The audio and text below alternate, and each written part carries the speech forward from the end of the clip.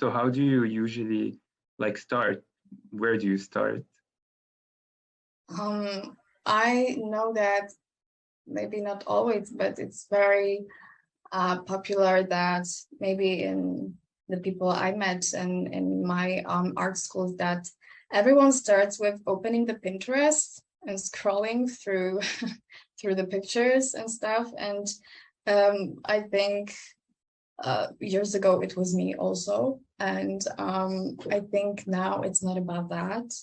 I really like when I have a longer time to think about the project and actually the subject of the competition, that I really have time to sit, to think, to travel maybe. When I was doing my diploma, I was at Venice at the Biennale, so it was super inspiring for me to see everything and then go back to my diploma.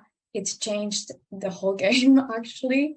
So I love to have time for that, for the inspirations, but from the world, not from Pinterest. So I really like to have my eyes open. Then I'm starting sketching, of course. And, you know, it's mostly in my opinion, in my experience, it's always like mostly in my head, actually. So it's not always a lot of sketches or something, but I think sketches are super important, and showing them later is also, it can be super important and super interesting to look at. So the whole process, I think it's super important to have like step by step. It's not always like, okay, I have an idea and now I'm just starting to do visualizations like renders and stuff, and being in a hurry, because sometimes thinking about it opens new doors in your head.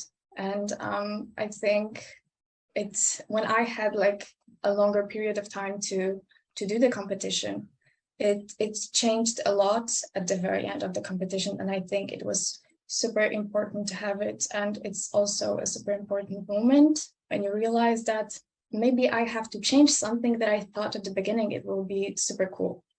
And if it's longer, it's better. And thinking about it, it's super important. And thinking about it in your room, thinking about it, scrolling through, like, I don't know, searching in books is also, I think, super cool to have art books. Sometimes looking at the paintings, going through to the museum, sometimes it's super inspiring. And later, after what we've seen, we can actually focus on the project, and we have like a new vision, and we said like, wow, I have something. And I didn't thought about it that it will be the biggest inspiration for the project.